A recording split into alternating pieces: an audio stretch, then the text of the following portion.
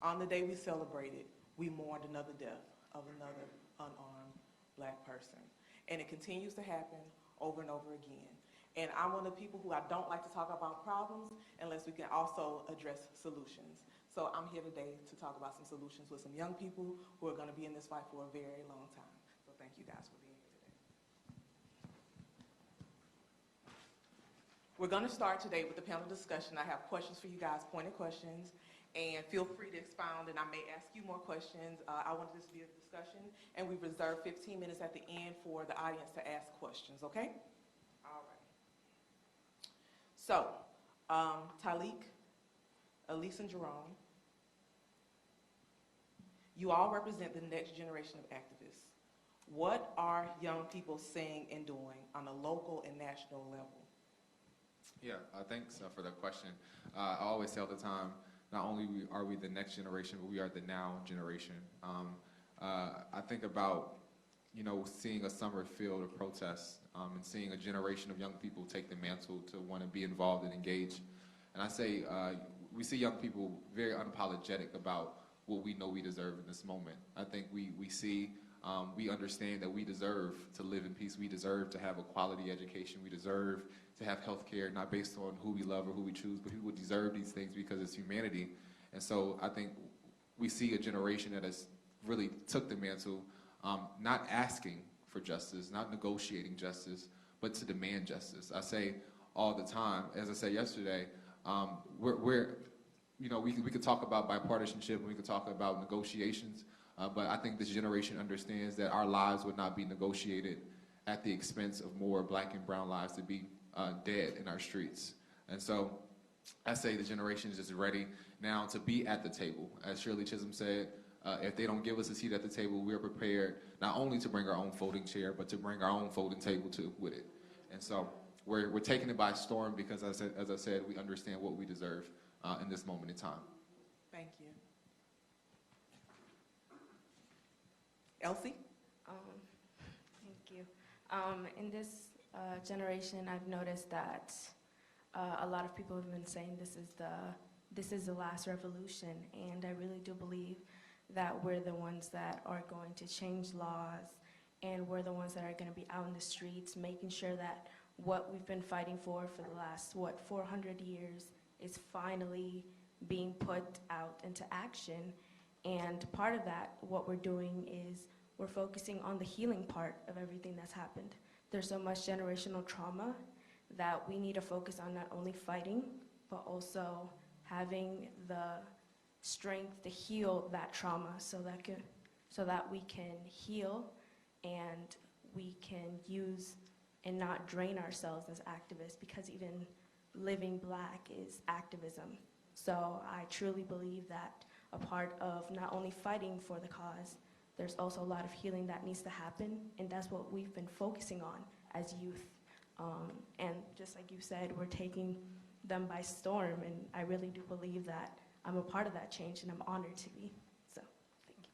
Thank you both. I have follow-up questions for you. So now that we've heard your stance on social justice and what you're doing, what can we do to help push these efforts forward that you guys are putting out there? What can we do to help? I always say everybody has their own part in this movement. My mentor, Reverend Sharpton, always says to me, it's not about a generation who knows it all or a generation that has all of the energy, but it's our synergy together that makes this possible. And understanding that I may not do things the way that you do it, but you have your own authentic way. And as long as you are your full authentic self and bringing that to the cause, then that can help move us forward. I think what we all can do is, it takes some of us to be in the street. It takes some of us to raise money for organizations. It takes some of us to be in the rooms where legislation is being passed. But regardless of what that looks like, as long as you're doing something, I think it's helpful to this fight. Thank you, and I love that you said that, because there are a lot of people who, like me, I want to do something, but I can't be in the streets. I'm an attorney. They'll take my license from me. So then you have to figure out what your talent is, what your God-given gift is, and you have to use that to push forward, because we need people on all fronts, not just in the streets. I mean, we need them in the streets too, protesting, because it brings attention, but we still need people. It's one story that Rev says all the time. We were, it was a protest, and we folks got arrested. and turned around and looked in the, in the cell and say, the attorney was across the hall and say, like, what is the attorney doing here? So who gonna get us out? So like you said, everybody has their own role to do what they do, and as long as folks stick to that, I believe it all works together. Thank you. Elsie, again, same question. What can we do to help? I've been in many spaces where I've been with adults that want to hear our voices as youth, but they also minimize and belittle our opinions, or they just want our opinions to see, oh, we're right about this. And that's really not a good way to come into a space with youth, because youth finally want their voices to be heard, and we're getting those opportunities, but it's really hard to be in spaces where we're not valued as youth, and that we are pretty much discriminated against because of our age and because we haven't lived life as long as other people. And I do believe that even being in spaces with a lot of white youth, I believe in unity, and I believe that we will not get to the end of this if we don't have unity with our white counterparts, if that's the youth or if that's the adults.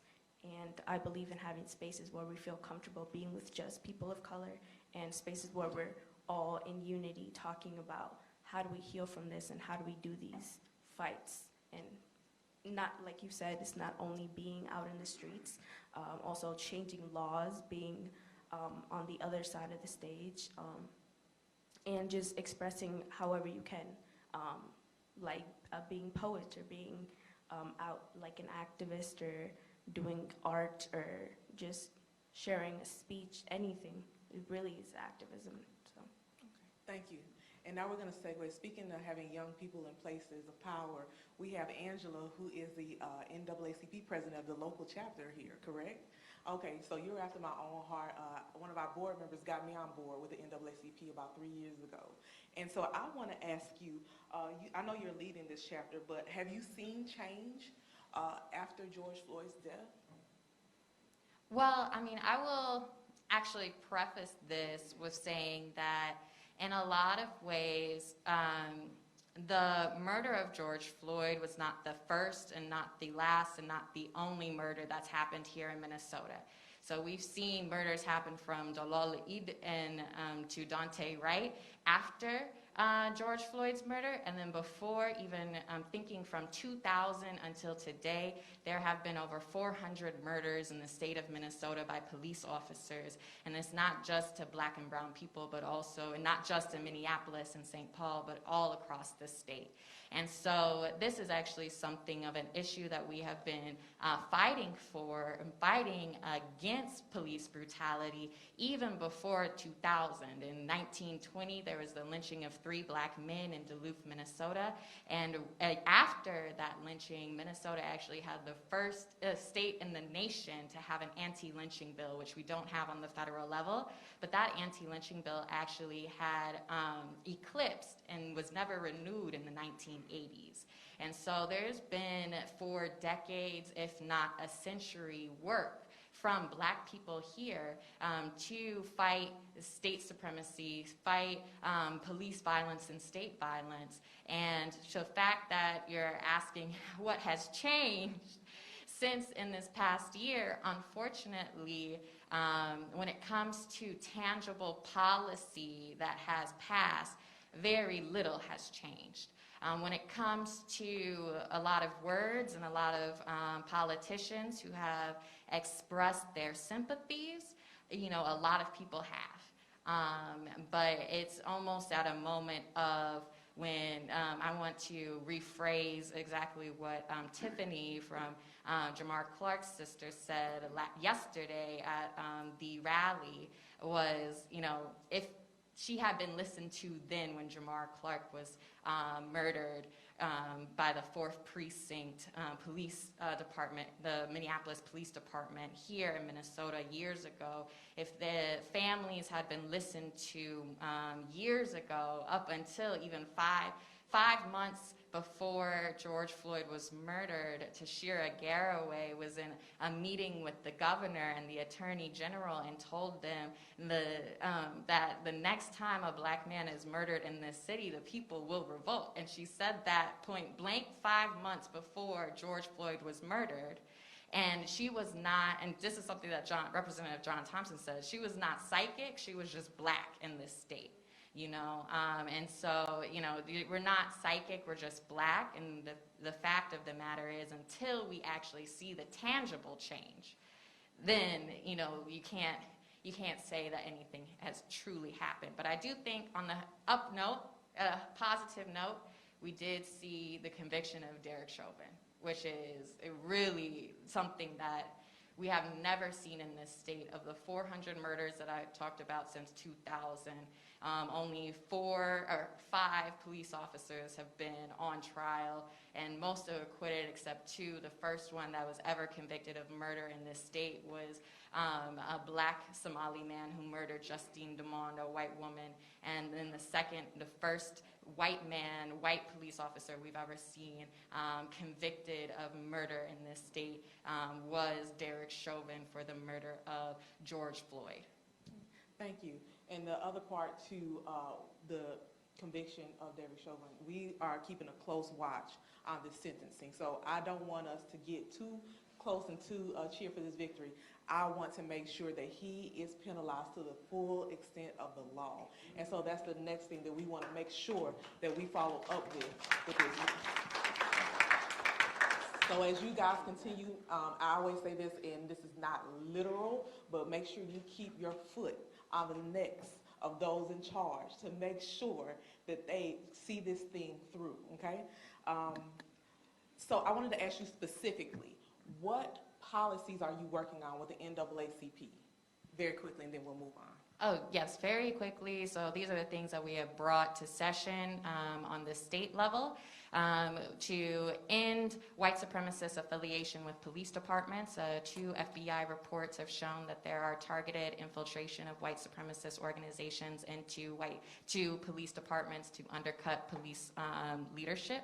And so this bill would essentially, if you're found to be a white supremacist or affiliated with an FBI-known white supremacist terrorist organization, you would lose your license. We are working with the Post Board to create a state model policy to police reactions to First Amendment public assemblies, so protests.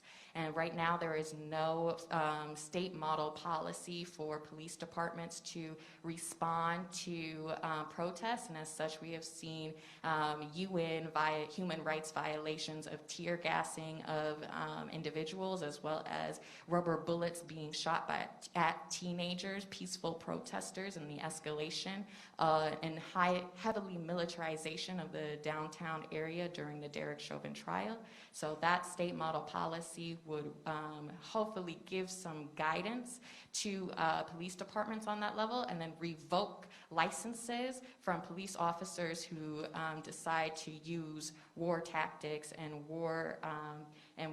weaponry on innocent civilians. And then also we have ending qualified immunity, which is also on the national level that the national NAACP supports, as well as ending the statute of limitations on bringing civil settlements to police departments. So this is something specifically the families that have been impacted by police violence are pushing for, as to once an incident of police murder happens, there is a limited time frame for those families to bring suit to the city or to the state. And so eliminating that statute of limitations, that time period would really open it up for those families from even before 2000 to reopen their cases and get justice for them. Thank you. And I want to piggyback off of one thing she talked about. When the the state chapter is talking about outlining white supremacy, this is a big issue, not just in police departments. I want you guys to understand, too, it's a big issue with the military. And so that's the other part that the NAACP is looking into, is making sure that we hold those individuals who are infiltrating our military with these ideals of white supremacy, holding them responsible as well. So this is a very big initiative, and I don't think enough people understand what's going on. So when we see these things, and we see these people who are actively militarized, and we wonder how they're so organized, where are they getting this training from? It's coming from our dollars that we're spending on our military, our money, and then people are using it against us to terrorize us. Tay, we know that we need to change, but I want you to, I know sometimes we feel like change is not happening quick enough. So what are some examples of some ways you're being creative in pushing forth change is what I'm asking. I think within Visual Black Justice, we have two central goals with everything that we do around being a visual arts organization. The first is healing, and I don't think that, like, as Black people, we ever get the time or the space or the opportunity to even talk about our healing or think about our healing. But the reality is, like, until we can heal within ourselves, like, can we really see justice? Can we really see the change that we need within our own communities if we're not healing? So the first change that we're trying to make is centering healing in all of our work, and creating these spaces for people to come and make art if that's how they choose or want to heal. The second thing that we always do with our work is that everything we do is centered around sparking emotion that continues a conversation. So, like, when we think back to Emmett Till, and his mother made that choice to leave his casket open, and everybody saw the brutality that he faced in his last moments, and it was so undeniable, and we still talk about that today. We still talk about Emmett Till today, and that's kind of our first example of going back of severe police brutality. And I truly believe that a huge reason of that was because of that visual of his body. So when everybody is out protesting, we always like to bring visuals because, yes, we can talk, and yes, we can listen, and we can have these conversations, and we can give speeches, and we can take space in the streets. But what we do is, like, we're going to bring this visual, and we're going to burn it into your mind, and you're going to think about it for the rest of the week. You're going to go home, and you're going to say, oh my gosh, we saw this coffin that was made out of mirrors, and it had this message on it. And you're going to talk about it, and it's stuck in your mind, and it is photographed, and it's put in newspapers, and it's this ongoing thing that keeps the conversation going. Thank you. Maisha, you founded Check Your Privilege. It has a massive online social media following. And we've seen, they said the revolution will not be televised. It's not on television, but it's on Instagram.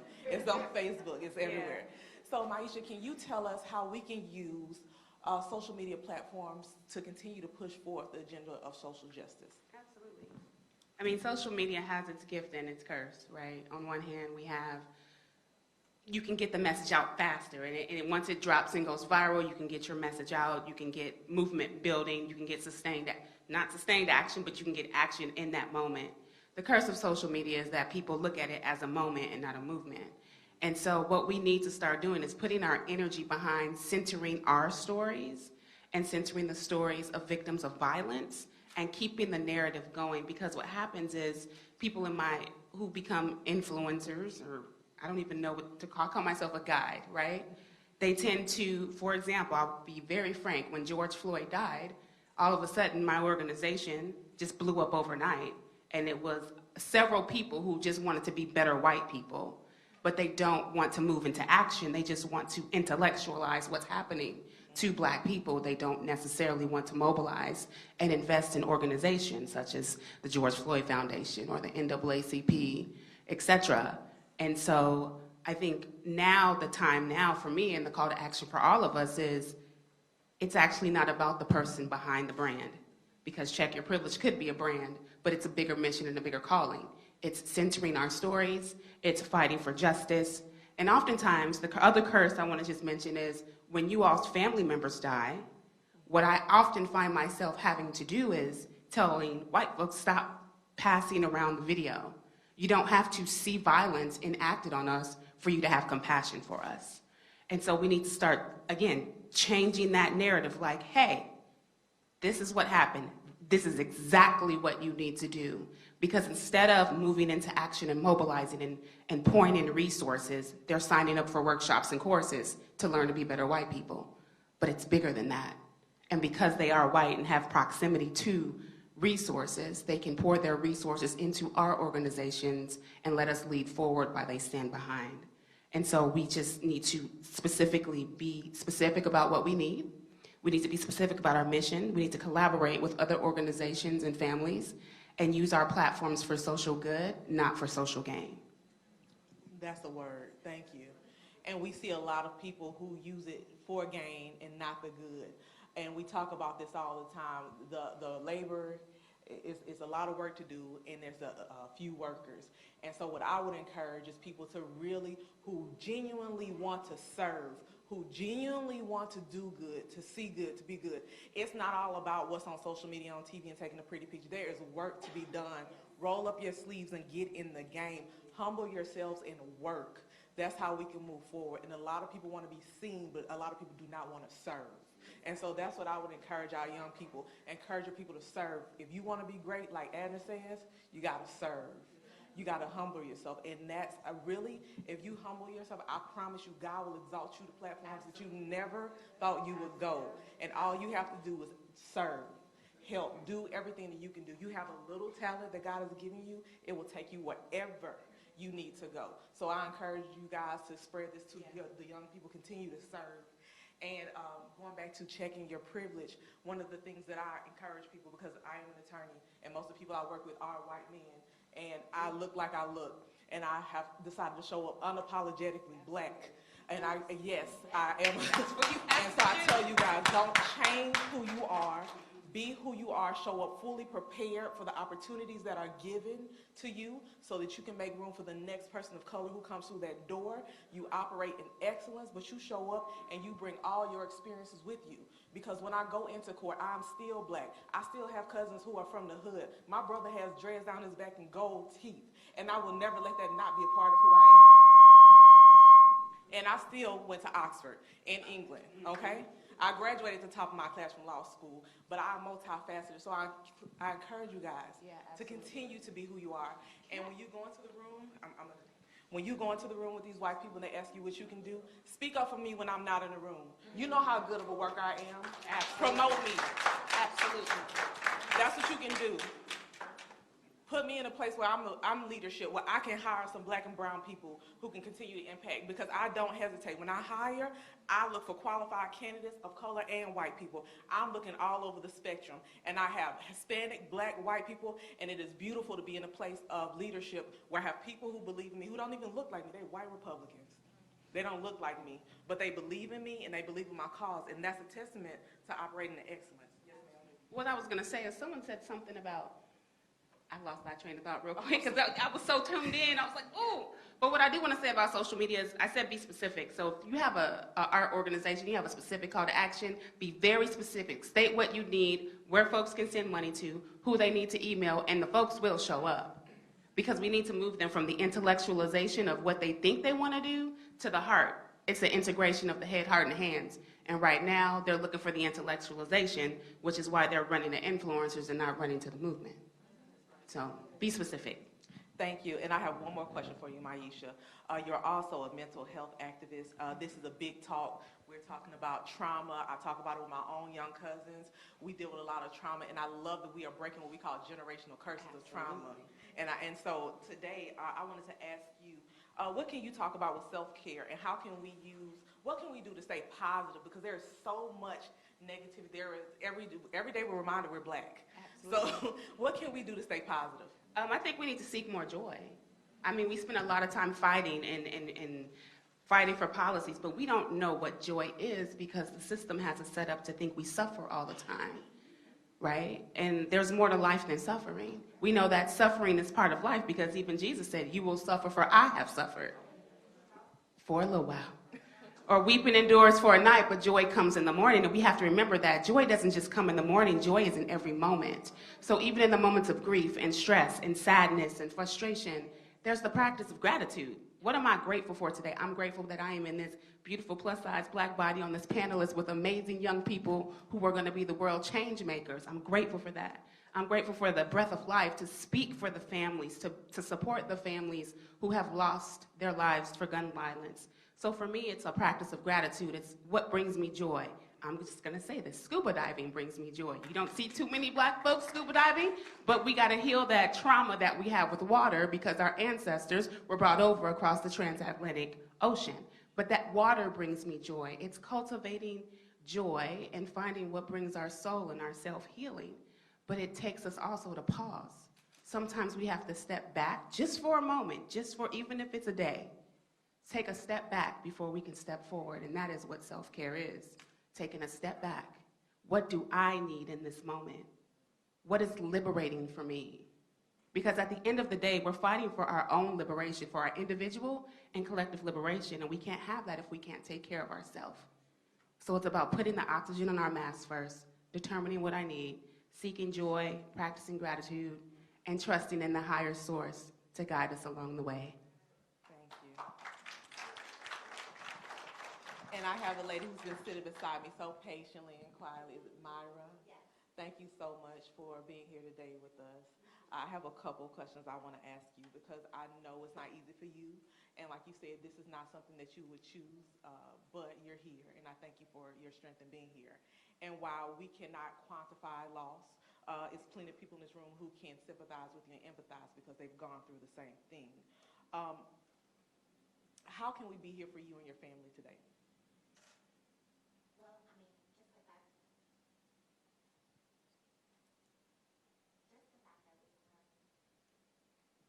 Can you guys hear me? Okay.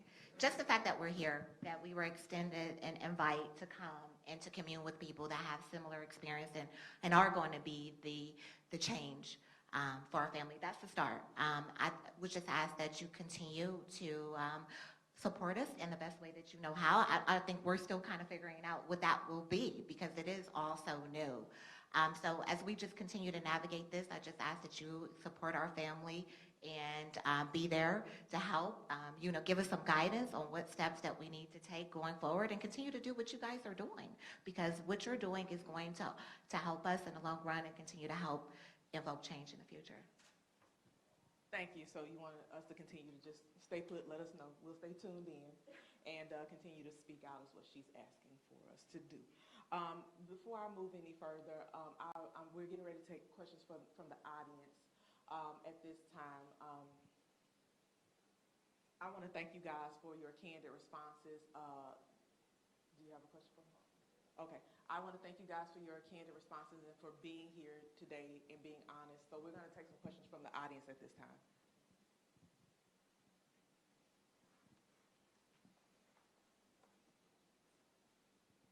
Thank you all for being here. I'm Alante Thomas. My question is, we are knee-deep in social media, in the age of social media, and like my sister said before, it's easy to get something out with the quickness, but a lot of times that quickness, getting it out can be wrong, and it can be misleading, it can be hurtful, it can be effective to other people. So in these places of being community activists, and in your respective places, what does education look like for the people who will be coming to these rallies, to these marches, who are going to be supporting the families? What does education look like in your realms of what you do for our people?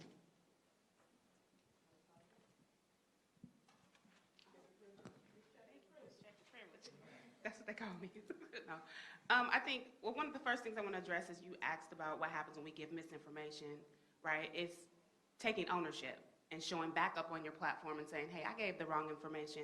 I'm gonna give myself the grace to get it wrong and admit that I was wrong, right? So that's the first thing, is taking ownership. But as far as education for our people, what does that look like? I think it takes those of us who are the activists, who know the steps it takes to actually do the work and use social media for good, to offer community-based trainings in partnership with other organizations on how to show up in social media in the age of visual justice, right? So it would look like maybe Check Your Privilege, partnering with Visual Black Justice and figuring out what are the ways that we can educate the community to use visual activism and social media for good, and stepping up when we make mistakes and keep going. Elsie?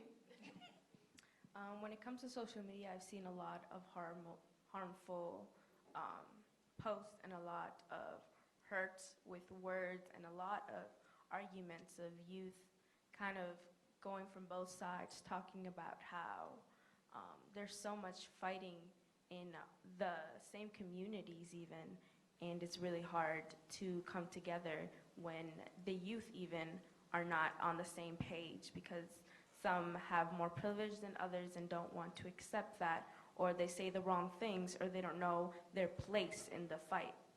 And I've noticed that a lot of that has to do with the miscommunications in the community, and from the people that live in Minneapolis and what has happened, and the people that do not live in the community, and how there's been a disconnect in that healing and that communication with, they don't know where their place is and they don't know what has happened. And there has been a lot of people that have kind of steered away from healing from it and from listening to the people and have their own opinions on how they would see the solution. And that has been minimized in the adults kind of belittling our opinions as youth. And I've seen a lot of hurt, even as social media with schools, very much minimizing and silencing the voices of the youth and not letting them walk out when there's walkouts, or not letting them protest when they want to, and being suspended for those things, and then having the backlash of not being able to have their education because they want to fight for something that the school should even know that is much needed, even in the schools too. And just the SRO situation, and how in Minneapolis there's so much hurt in also the education system. That's what the youth are fighting against too, other than being out in the streets. So I definitely feel like using social media as something to connect all the schools and have that unity of youth, and that kind of going back to going to protests and doing other things, and using social media, because social media is so beautiful, but nowadays with the pandemic there has been a lot of hurt from using social media too much, and yeah, having that. All right, very quickly. Yeah, I would just add to that there is a lot of hate speech currently on social media and misinformation as well that is actively traumatizing. And then also with the sharing of the videos, right, it is easy to become desensitized to Black pain and Black trauma. And so it is crucial for our work that while we are healing, we are also trying to, say, let's not share some of this misinformation. Let's actually do our research when it comes to even donating or uplifting certain organizations. It's good to do the research of who you're giving to, and following up. Thank you. Do your research. That's the word of the day. Do your research. Do we have any more questions? Yes, ma'am. Hello, my name is Malik Hill. I am one of the three children that have a mother named Maisha Hill, aka Check Your Privilege. And Mom, this is my question for you. It seems like you get some harmful comments. I wonder, how do those comments affect you and the brand, Check Your Privilege?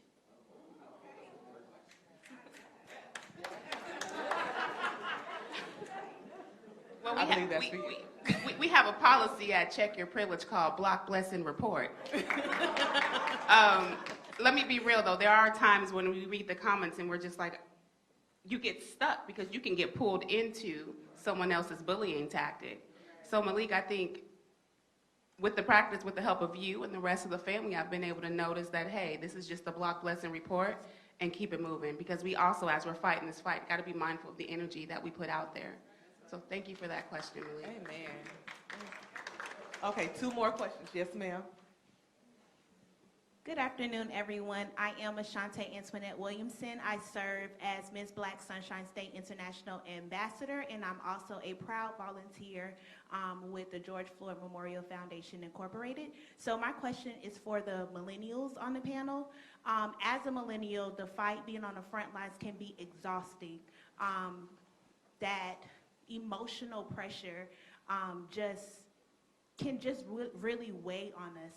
So I wanted to know, what are some ways that you keep yourself motivated as well as your peers motivated through your organizations? Like, how are you guys doing this and mentally being okay? So what are some suggestions, I guess, your top 3 suggestions that you can give us as encouragement, who's fighting the fight with you guys? And what are you doing through your own platforms to ensure that that message is being communicated across the board? We're gonna let Ty take this one. Tay, excuse me. Thank you, Tay. I think within visual Black justice, the biggest thing that we've learned is understanding and kindness and compassion, and just understanding that everybody in our organization is human first and foremost, and like we have bad days and we're tired. And keeping everybody going means like encouraging everybody to take care of themselves and get the rest that they need. And like the work that we do is incredibly emotional and it's painful and it's hard, and sometimes it means being on the front lines till 2 in the morning, and sometimes it means staying up all night and finishing a project, and sometimes it means not eating all day because you have to be running around from protest to protest to protest, and it means a lot of different things. But I think keeping everybody going, the first biggest thing is self-care, and it can be as simple as like, have you had any water today?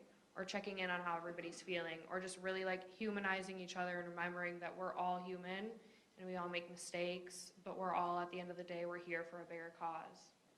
Thank you. And I'll add to that as well. I think my form of self-care, I love bubble baths. That's like my millennial answer. I love a nice bubble bath. Shout out to Lush if y'all want to support me.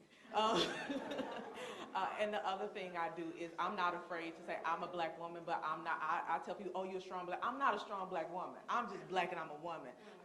Don't put that cape on me. Don't put all that pressure on me. I'm not trying to break. I need help too. Treat me like a fragile white woman.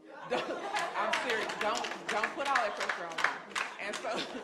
And so I think we need to shy away from this thing like, okay, it's good, that you can handle certain things, but, just because you can bear the weight and do it doesn't mean you should. So you got to keep in mind, and the best thing you can do is surround yourself with people who are like-minded. You don't need a lot of people. You just need a few good men, and you can really get some things done.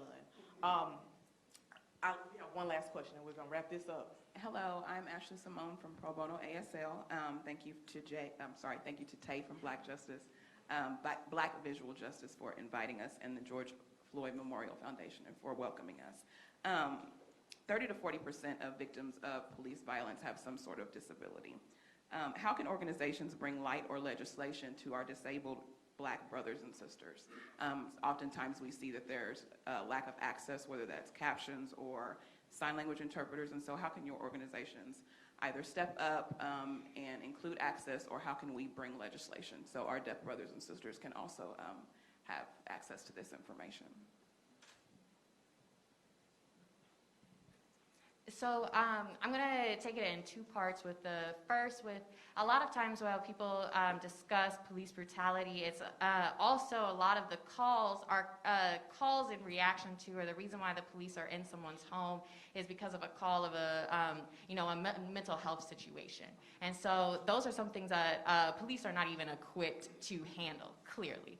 And so I do want to see more co-responder programs, responder programs that are not even but not police officers responding to mental health crises in our communities. And then also when you're talking about deaf individuals, I come from a family, both of my parents are disabled. Growing up was the main caretaker for my mother, and who experienced over 12 strokes from the time I was 11 to the time I was 15. And my dad is hearing impaired; he's deaf. But it's something of people are surprised. They say, "Oh, Professor Myers, Dr. Myers, how could you be a professor at the University of Minnesota and a leading academist and deaf and hearing impaired?" Well, it's crucial that people see those who are disabled and not see it as something of a pity, right? They need access. okay? The fact that my mom can't get up from the sidewalk or the taxi driver doesn't want her in our car is not a reflection of her. It is a reflection of this society that doesn't accept people who are disabled, okay? Our society can be built. We built civilizations from the ground up. We built tables, we built buildings, we built this, we can build it to make sure that people have access to this information and to our society, to be members of it. Thank you. Yes, ma'am. Okay, I have a question for Myra. I was wondering, like, how do you plan to celebrate the legacy of Micaiah?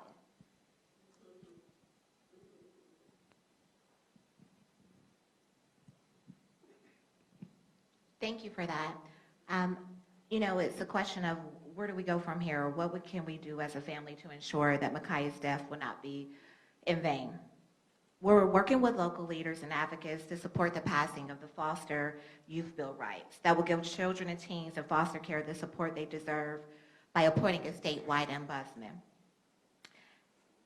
that will investigate any complaints that foster care youth have. Children in custody of foster care are essentially powerless against the system. And the ombudsman office should be designed exclusively for children in mind and must maintain its independence and not be housed within the Department of Family and Justice Service. Additionally, as a family, we will continue to advocate that Ohio, specifically Franklin County, comply with the Sixth Circuit Court decision in D.O. versus Gleason that ruled that relative caregivers should be provided the same financial benefits and support that non-relative foster caregivers are. In an effort to ensure what happened to Micaiah doesn't happen to any other young Black girls, we plan to establish a Micaiah Bryant Foundation that will be a voice to protect and celebrate Black girls and advocate and amplify the need for police reform and reinforce the necessity for use of de-escalation tactics, as well as organizations that will provide resources and support to relative caregivers with a specific focus on empowering women and also grandparents who are willing and able to provide care for children. Thank you, ma'am. Now, I'm a big proponent of time, and so out of respect for everyone's time, I want to thank you guys for being here. First of all, I always leave with the same thing. I'm going to take the point of privilege because I'm the moderator. I want to say to everybody in here, take your position very seriously because you could very well be the person who's the line between justice and injustice for someone. So operate in your gift, do what you're supposed to do. Take the opportunities to speak out. Work with allies and people who want to help. Don't just shun all white people. Let them help you the way that you can be helped, and don't turn your back on them. When they ask you for something, how can they help, and they actually deliver, thank you. All right, we're gonna move forward. And a last shameless plug. If you really want to help, the George Floyd Memorial Foundation can use your funds because we want to continue to put on the events that we're doing today. So please go to the George Floyd Memorial Foundation and donate to our funds so we can continue to bring enlightenment to the community and these sorts of events to one another. With that being said, I'm going to hand it off to our executive director.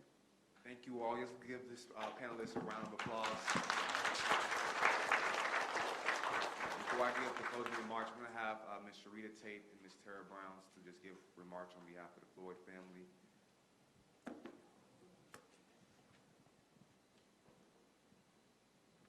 Well, good afternoon, everybody.